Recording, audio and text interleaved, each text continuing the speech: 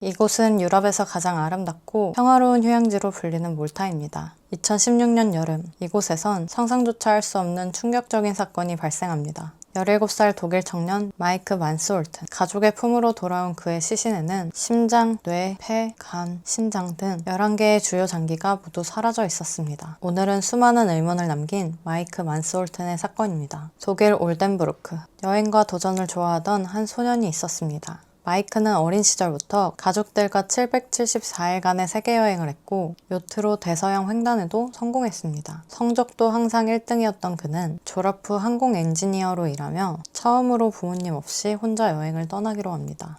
2016년 7월, 마이크가 혼자 하는 첫 여행지로 선택된 곳은 몰타였습니다. 몰타가 그의 첫 여행지로 선택된 이유는 이미 현지에서 어학연수 중이던 여자친구가 있었기 때문이죠. 열흘간 여자친구와 아름다운 바다와 도시를 누비며 마이크는 몰타의 매력에 흠뻑 빠졌습니다. 그러다 여자친구가 먼저 독일로 돌아가게 되고 마이크는 혼자 남아 여행을 조금 더 하기로 결정합니다. 2016년 7월 18일 마이크는 아침 10시경 하늘색 티셔츠를 입은 채 자전거를 빌려 배낭을 챙기고 카메라 고프로를 몸에 찬 채 호텔을 나섭니다. 여자친구에게 자전거를 빌렸다는 메시지를 남긴 것이 마지막으로 확인된 그의 행적이었습니다. 그 후로는 마이크를 누구도 보지 못하게 되었죠. 마이크가 독일로 돌아오기로 한 2016년 7월 22일 가족들은 브레멘 공항에서 아들을 기다리지만 끝내 마이크는 나타나지 않았습니다. 가족들은 급히 경찰에 실종 신고를 했고 뜻밖에도 이미 몰타 호텔에서도 며칠 전 실종 신고가 접수된 상태였죠. 몰타섬 전체가 뒤집히며 마이크를 찾기 위한 대대적인 수색이 시작되었습니다. 현지에서도 독일에서도 미디어의 관심이 집중되었죠.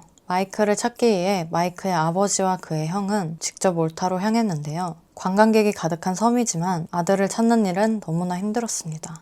며칠 뒤 경찰에 익명의 제보가 접수되었는데요. 딩글리 절벽 아래에 시체가 있었다는 접수였죠. 마이크는 결국 실종 8일 만에 몰타에서 가장 높은 절벽 아래에서 싸늘한 시신으로 발견됩니다. 현장엔 시신 발견지였던 위쪽 덤불에 자전거가 발견되었고 마이크의 운동화와 선글라스는 더 아래쪽에서 발견이 되었어요. 그가 몸에 지니고 있던 배낭과 카메라 고프로, 주요 소지품들은 완전히 사라져버렸습니다. 특이한 점은 시신의 발 두 쪽에 신발이 모두 벗겨져 있었고 풀밭은 누군가 깎은 듯이 평평했어요. 아버지는 아들의 시신을 직접 확인하고 장례식장 직원에게 충격적인 이야기를 듣습니다. 추락사로 보기에는 부러진 뼈가 하나도 없다라는 이야기였는데요. 아버지는 의문점이 많이 남았지만 몰타 경찰은 마이크 사건을 자전거 추락사로 간주하고 사건을 종결시켜버렸습니다. 하지만 현장 조사에서도 부검 결과에서도 신체에 심각한 골절이나 외상은 없었습니다. 마이크의 아버지는 직접 수사관들과 부검을 담당한 의사들과 면담했지만 수사관들과 의사들은 면담을 회피했고 수사 자료 요청도 번번이 거절당했어요.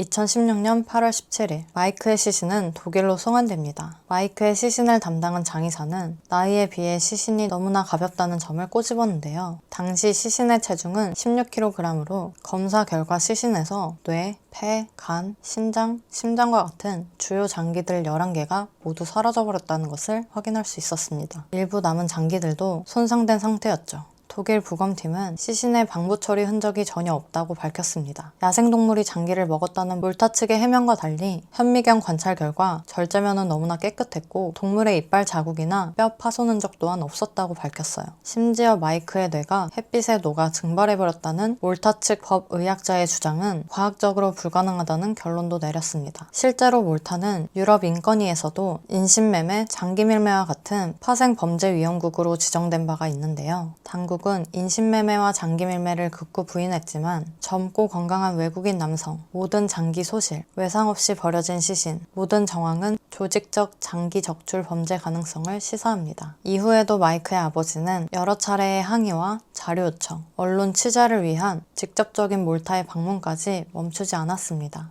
하지만 몰타 당국은 부검 보고서와 자료의 대부분을 비공개 처리하였고 오랜 시간이 지난 뒤에야 아주 조금의 일부만 자료를 내어주었습니다. 마이크의 유족은 지금까지도 마이크의 장기 행방과 마이크의 사건의 진실을 밝히려 다양한 루트를 동원하고 있습니다. 2016년 9월 마이크 가족은 마이크의 유골을 몰타 바다에 뿌렸습니다. 마이크는 살아있는 기간 동안 여행을 정말 사랑한 청년이었고 미스터리에 묻힌 채 세상을 떠나게 되었습니다. 이와 같은 사건이 다시는 반복되지 않기를 바랍니다.